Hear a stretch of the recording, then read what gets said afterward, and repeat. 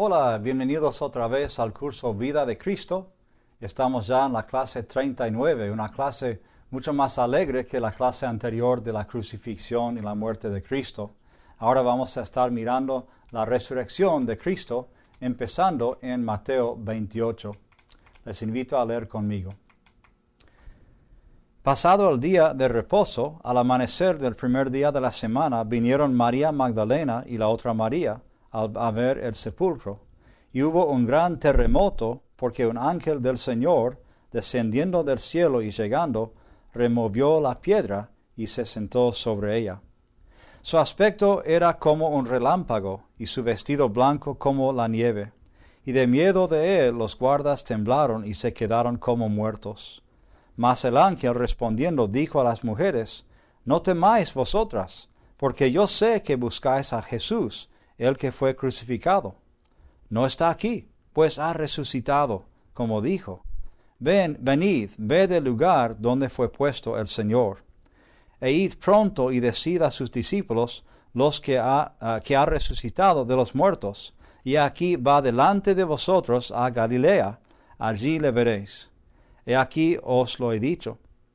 Entonces ellas, saliendo del sepulcro con temor y gran gozo, fueron corriendo a dar las nuevas a sus discípulos. Y mientras iban a dar las nuevas a los discípulos, he aquí Jesús les salió al encuentro, diciendo: Salve. Y ellas, acercándose, abrazaron sus pies y le adoraron. Entonces Jesús les dijo: No temáis, id, dad las nuevas a mis hermanos, para que vayan a Galilea, y allí me verán. Ahora tenemos un par de fotos que quizás encajan mejor con lo que pensamos cuando pensamos en la sepultura y la resurrección de Cristo. Esta es una tumba que se llama la tumba del jardín. No es la tumba de Cristo, fue una tumba más antigua que la nueva tumba que tenía José de Arimatea, pero por lo menos nos da una idea de cómo eran las tumbas de ese día. Entrando por la puerta, uno ve a la derecha los lugares para los cuerpos, y ahí arriba, donde se ve una ventanita con una luz adentro, esa ventana es la luz del alma, se llama, porque la creencia era que después de 3 días, que la persona murió finalmente y se iba al alma por esa ventana, porque en esos momentos de vez en cuando sepultaban vivos sin saberlo a las personas, y las personas tenían esos 3 días para otra vez despertarse y empezar a gritar para librarse de la tumba. Pero si ya habían pasado 3 días, sabían que estaban muertos y su alma se iba por esa ventana. Por eso Cristo, 3 días en la tumba, para los judíos ya estaba seguro que estaba muerto. No estaba fingiendo la muerte ni llamado muerto por accidente. Realmente estaba muerto después de 3 días. Ahora tenemos una tumba. Esta tumba otra vez no es la de Cristo, pero es parecida en el sentido de la piedra rodante que tenemos, quizás de ese tamaño o más grande. Esta tumba se encuentra bastante cerca del Monte Carmelo y también de Cesarea Marítima. Entonces la noticia sigue corriéndose por toda la zona, y vamos a ver una serie de recepciones de estas noticias, empezando aquí con Juan y Pedro. Vamos a ir a Juan capítulo 20 para esta historia y algunas más. Empezando en versículo 2, dice: Entonces corrió María Magdalena y fue a Simón Pedro y al otro discípulo, aquel al que amaba Jesús, y les dijo: Se han llevado del sepulcro al Señor, y no sabemos dónde le han puesto. Y salieron Pedro y el otro discípulo y fueron al sepulcro. Corrían los dos juntos, pero el otro discípulo corría más aprisa que Pedro y llegó primero al sepulcro. Y bajándose a mirar, vio los lienzos puestos ahí, pero no entró. Luego llegó Simón Pedro tras él y entró en el sepulcro y vio los lienzos puestos ahí y el sudario que había estado sobre la cabeza de Jesús, no puesto con los lienzos, sino enrodado en un lugar aparte. Entonces entró también el otro discípulo que había venido primero al sepulcro, y vio y creyó. Porque aún no habían entendido la Escritura que era necesario que él resucitase de los muertos. Y volvieron los discípulos a los suyos. Hay un detalle interesante de estos lienzos, ¿sí? Especialmente la parte que cubría la cara del muerto, que era como una servilleta de tela quizás. Entiendo que hay una costumbre, o había una costumbre en esos tiempos, cuando un amo de casa estaba cenando, sus siervos le preparaban la cena y dejaban todo listo, la comida, servilleta, los cuchillos, tenedores, lo que fuera, para que comiera en paz con todo lo que necesitaba. Y lo que pasaba es que el amo venía y se sentaba a la mesa y comía, y los siervos estaban listos ahí, parados, para servirle si hacía falta. Y que si durante la cena el amo tenía que levantarse para atender a un negocio o para quizás pasar al baño, entonces había una forma de señalar que él iba a volver o no a la mesa. Decía que si él dejaba tirada la servilleta sin ordenar, pues significaba que ya había terminado. Pero que si él doblaba muy bien la servilleta y lo dejaba ahí, era señal a los siervos: no he terminado todavía, ya vuelvo otra vez. Entonces vemos aquí que estaba así, estaba como organizada, doblada esta parte que cubría la cara, y el mensaje es quizás para Cristo también: no terminé todavía, vuelvo otra vez. Interesante si esa es la verdad. Después seguimos en Juan capítulo 20 con María Magdalena, y ahora se da cuenta de quién es Cristo, pero le lleva un tiempito. Pero María estaba afuera llorando junto al sepulcro, y mientras lloraba se inclinó para mirar dentro del sepulcro. Y vio a 2 ángeles con vestiduras blancas, que estaban sentados, el uno a la cabecera y el otro a los pies, donde el cuerpo de Jesús había sido puesto. Y le dijeron: Mujer, ¿por qué lloras? Les dijo: Porque se han llevado a mi Señor, y no sé dónde le han puesto. Y cuando había dicho esto, se volvió y vio a Jesús que estaba ahí, mas no sabía que era Jesús. Jesús le dijo: Mujer, ¿por qué lloras? ¿A quién buscas? Ella, pensando que era el hortelano, le dijo: Señor, si tú lo has llevado, dime dónde lo has puesto, y yo lo llevaré. Jesús le dijo: María. Volviéndose ella le dijo: Raboni, que quiere decir maestro. Jesús le dijo: No me toques, porque aún no he subido a mi Padre, mas ve a mis hermanos y diles: Subo a mi Padre y a vuestro Padre, a mi Dios y a vuestro Dios. Ahora, mientras está ocurriendo todo esto, vemos la reacción de los judíos a esta noticia. Temían quizás un falso reporte acerca de una resurrección de Cristo, por eso pedían guardias y soldados para proteger la tumba. Y vemos aquí en Mateo 28:11, dice: Mientras ellas iban, las mujeres, y aquí unos de la guardia fueron a la ciudad, y dieron aviso a los principales sacerdotes de todas las cosas que habían acontecido. Y reunidos los ancianos, y habido consejo, dieron mucho dinero a los soldados, diciendo: Decid vosotros, sus discípulos vinieron de noche y lo hurtaron, estando nosotros dormidos. Y si esto lo oyere el gobernador, nosotros le persuadiremos y os pondremos a salvo. Y ellos, tomando el dinero, hicieron como se les había instruido. Este dicho se ha divulgado entre los judíos hasta el día de hoy. Ahora saltamos a otra escena, porque Cristo va apareciendo a unos cuantos, y esta vez vamos a Lucas para ver lo que Cristo hizo con 2 discípulos en camino a Emaús. Empezando en Lucas 24:13, dice el texto: He aquí 2 de ellos iban el mismo día a una aldea llamada Emaús, que estaba a 60 estadios de Jerusalén. E iban hablando entre sí de todas aquellas cosas que habían acontecido. Sucedió que mientras hablaban y discutían entre sí, Jesús mismo se acercó y caminaba con ellos. Mas los ojos de ellos estaban velados para que no le conociesen. Y les dijo: ¿Qué pláticas son estas que tenéis entre vosotros mientras camináis? ¿Y por qué estáis tristes? Respondiendo uno de ellos, que se llamaba Cleofas, le dijo, ¿eres tú el único forastero en Jerusalén que no has sabido las cosas que en ella han acontecido en estos días?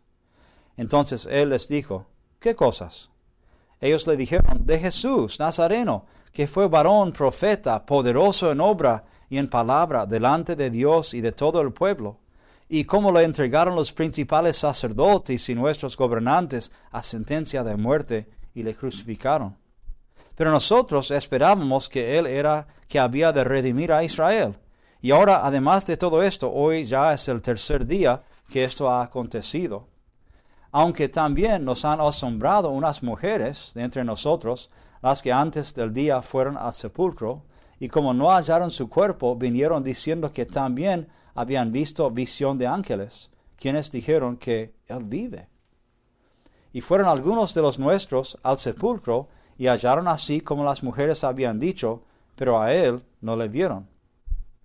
Entonces él les dijo, oh insensatos y tardos de corazón para creer todo lo que los profetas han dicho.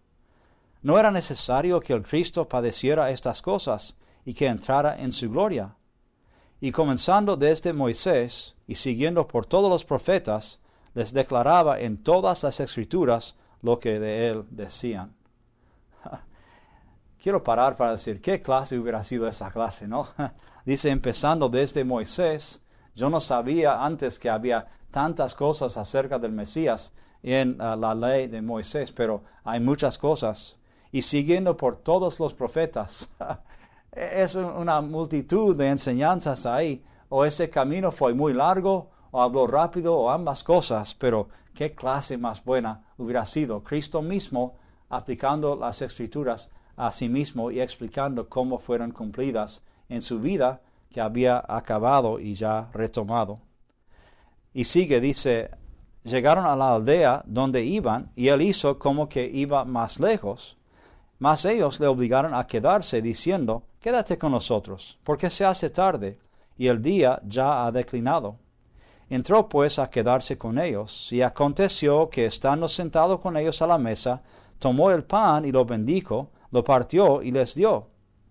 Entonces les fueron abiertos los ojos, y le reconocieron, mas él se desapareció de su vista. Y se decían el uno al otro, ¿no ardía nuestro corazón en nosotros, mientras nos hablaba en el camino y cuando nos abría las Escrituras? Y levantándose en la misma hora volvieron a Jerusalén, y hallaron a los 11 reunidos, a los que estaban con ellos, que decían, ha resucitado el Señor verdaderamente, y ha aparecido a Simón. Entonces ellos contaban las cosas que les habían acontecido en el camino, y cómo le habían reconocido al partir el pan. Me encanta esta historia. Me imagino que Cristo anticipaba estas sorpresas, que estaba listo para sorprenderles con la buena noticia, y finalmente lo reconocen cuando hace algo tan común, tan normal, como partir el pan. Quiero mostrar un par de fotos aquí donde posiblemente está Emaús.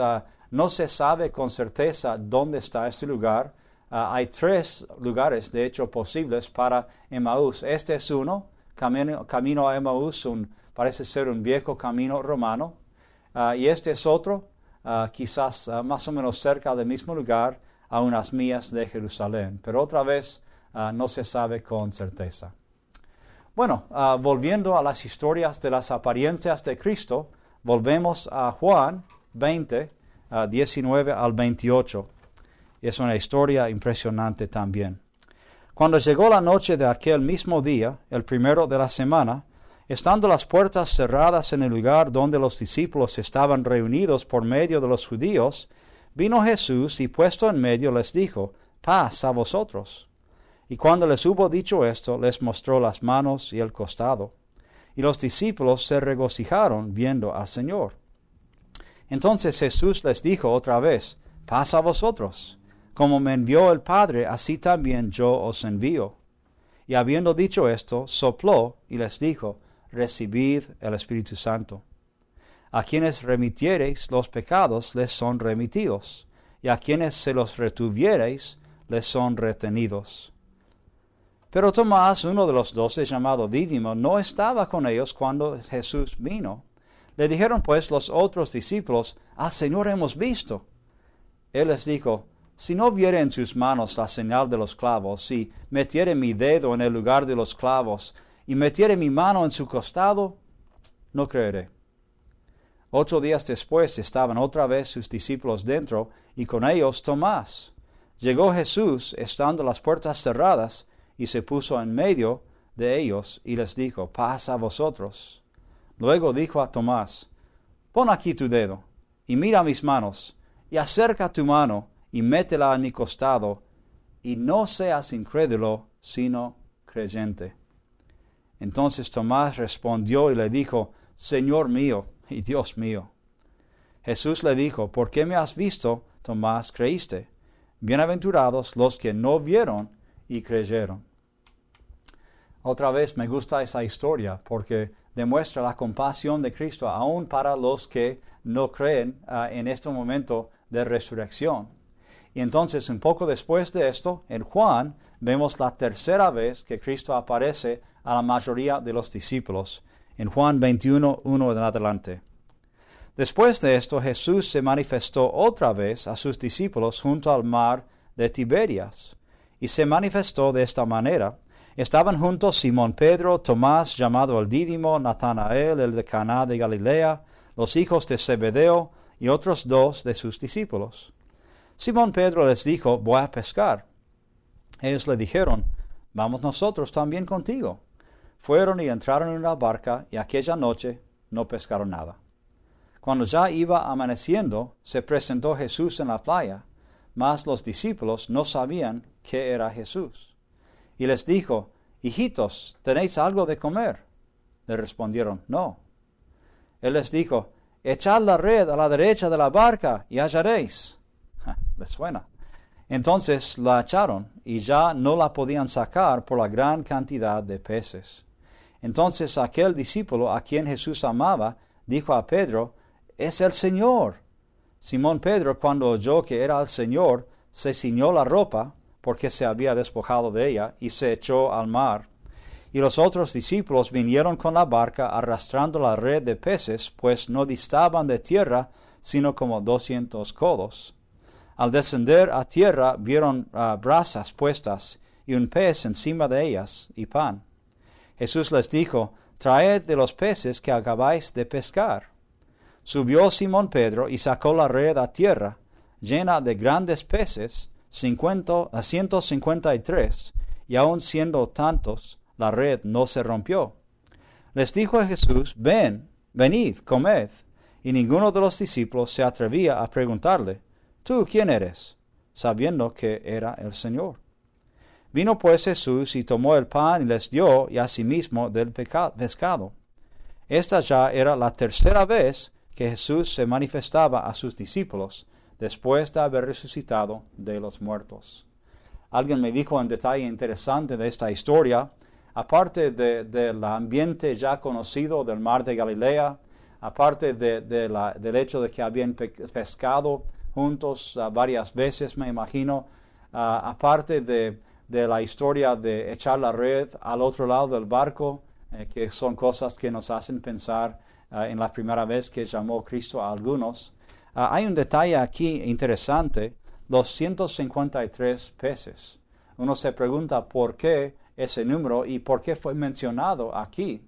Y según lo que yo entiendo de algunos estudiosos, esa es la cantidad de pueblos o naciones que había en el mundo en el tiempo de Cristo. Y que esta es una forma de decir que Cristo vino para todo el mundo y murió para todo el mundo.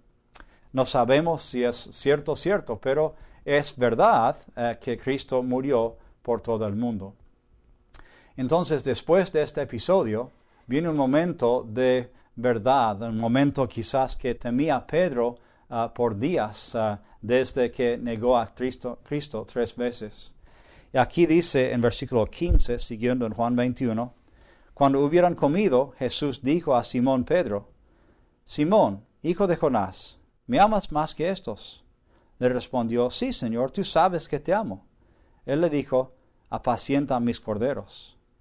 volvió a decirle la segunda vez, Simón, hijo de Jonás, ¿me amas? Pedro le respondió, sí, Señor, tú sabes que te amo. Le dijo, pastorea mis ovejas. Le dijo la tercera vez, Simón, hijo de Jonás, ¿me amas? Pedro se entristeció de que le dijese la tercera vez, ¿me amas? Y le respondió, Señor, tú lo sabes todo, tú sabes que te amo. Jesús le dijo, apacienta mis ovejas. Ahora, algunos han dicho que Cristo quería darle a Pedro 3 oportunidades para afirmar su amor como lo había negado 3 veces. Y posiblemente es la verdad. Pero creo que algo más importante está ocurriendo aquí. Dijimos que cualquier rabí con esos discípulos no hubiera aceptado de vuelta a un discípulo que lo había negado 3 veces, especialmente en público. Era impensable la negación e impensable también la aceptación de vuelta. Y aquí vemos que Cristo está diciendo a Pedro, yo te acepto de vuelta. Y es incondicional. No solamente lo acepta, confía en Él y le da de vuelta la tarea que tenía antes, ¿sí? Así que Cristo lo acepta, le demuestra su perdón y sigue trabajando. Y después de este momento, Pedro se convirtió en un líder bien fuerte en la iglesia. Claro que se equivocaba de vez en cuando, pero ya era un hombre fuerte que confiaba en Cristo. Y al final de su vida, él fue crucificado como Cristo fue crucificado. Pero en el último momento, él dijo a los que lo hacían, no me pongan cabeza para arriba, porque no merezco ser crucificado como Cristo fue. Entonces lo pusieron cabeza para abajo y murió fiel al Señor. Nunca más lo negó a Cristo. Qué buena historia para escuchar. Les muestro entonces algunas fotos que sacamos en más o menos este lugar, más o menos una milla al sur de Capernaum. Bien temprano una mañana, este es el sol amaneciendo sobre el mar de Galilea, los pájaros cantando, el agua moviéndose suavemente, ruido de algunos barcos en la distancia, barcos de pesca, aun con motores, aunque no había en el tiempo de Cristo, obviamente, así como este. Y tuvimos la oportunidad de absorber ese silencio y esa tranquilidad, y en esa tranquilidad leímos esta historia de Juan capítulo 21. Y después tuvimos la oportunidad de estar ahí sentados, mirando y meditando en esta historia, en el amor de Cristo hacia Pedro y hacia nosotros también, que a veces le negamos. Qué grande es nuestro Señor Jesucristo. Volvemos pues a un pasaje famoso que era la gran comisión en Mateo capítulo 28. Y quiero deshacerse quizás de un error que quizás todos han cometido en algún momento, y es de pensar que en este momento, cuando dio la gran comisión, subió Cristo directamente al cielo. Es más o menos como lo hemos pensado, que recibieron la comisión y después Cristo fue al cielo. Pero no es así. Miren cómo dice en versículo 16 de Mateo 28. Pero los 11 discípulos se fueron a Galilea. O sea que están en Galilea. Sabemos que la ascensión fue del Monte de Olivos en Jerusalén. Así que esto fue durante los 40 días que Cristo estaba en la tierra todavía antes de su ascensión. Los 11 discípulos se fueron a Galilea, al monte donde Jesús les había ordenado. Y cuando le vieron, le adoraron, pero algunos dudaban. Y Jesús se acercó y les habló, diciendo, Toda potestad me es dada en el cielo y en la tierra. Por tanto, id y haced discípulos a todas las naciones, bautizándolos en el nombre del Padre, y del Hijo, y del Espíritu Santo, enseñándoles que guarden todas las cosas que os he mandado. Y aquí yo estoy con vosotros todos los días hasta el fin del mundo. Amén. Como confirma pues esta historia, sucedió en el monte de Galilea, dice. Y nosotros, por supuesto, preguntamos, ¿cuál monte? Posiblemente era el monte Tabor, el lugar posible para la transfiguración, pero es un poquito lejos. Yo creo que quizás más creíble, más normal, sería que era el monte de las bienaventuranzas, ahí al lado del mar de Galilea. Es uno de los montes altos en esa sección. era un lugar cerca del mar donde ocurrió la historia de Juan 21. Hubiera sido un lugar conocido. Era como Jesús decirle a sus hermanos ahí, vayan al lugar que conocemos todos, a nuestro lugar. Y ellos sabrían a dónde ir. Entonces, posiblemente, en el mismo lugar donde recibieron el Sermón del Monte, escucharon esta comisión. Y aquí es algo un poco diferente también, que antes Cristo les había dicho a muchos que no dijeran a nadie quién era Él o lo que había hecho. Pero en este caso, ahora los comisiona para que vayan a contárselo a todo el mundo. Esta vez no hay restricciones. De hecho, es la misión que ellos llevan todo el resto de su vida. Pero en Marcos dice algo interesante. Ya que tienen el permiso, en Marcos 16 vemos esta respuesta. Dice, y ellas se fueron huyendo del sepulcro porque les había tomado temblor y espanto, ni decían nada a nadie porque tenían miedo. Ese es el primer fin de Marcos. El segundo fin, de 9 en adelante al 20, no está en los manuscritos originales. Entonces la pregunta es, ¿qué pasa aquí? Porque en ese segundo fin hay pasajes famosos como la segunda vez para la Gran Comisión y otras promesas y sucesos de los tiempos entre la resurrección de Cristo y su ida de la tierra. Entonces miramos esta sección y queremos que sea verdadera, ¿sí? Y puede que sea. Pero ¿cuáles son las posibilidades en cuanto a esta sección, ya que no está en los manuscritos originales? Una posibilidad es que el texto original termina ahí, que ya leímos. No decía nada a nadie porque tenían miedo y finaliza el Evangelio de Marcos. Algunos estudiosos de los primeros siglos que apoyan este fin son Clemente, Orígenes, Eusebio y Jerónimo. Pero no nos gusta mucho eso porque ya estamos acostumbrados a las otras partes también. La segunda posibilidad es que Marcos iba a darle otro final a su evangelio, pero no lo terminó, y que después quizás lo terminó y fue agregado, ¿sí? Otra posibilidad es que el final original se ha perdido, quizás era como hasta el versículo 20, o quizás era un poco diferente, no sabemos con certeza. Y es posible también que lo adicionado es el original, que lo que tenemos en 9 al 20 es lo que Marcos escribió, pero que por algún motivo no formaba parte de esos manuscritos más viejos que tenemos. Y nos gusta más esto porque no solamente encaja bien con lo demás, es muy parecido a Mateo, por ejemplo, sino que parece ser más positivo y menos abrupto al final, ¿sí? Y que da la misión y la comisión y los resultados positivos de lo que hacían los discípulos después de la comisión.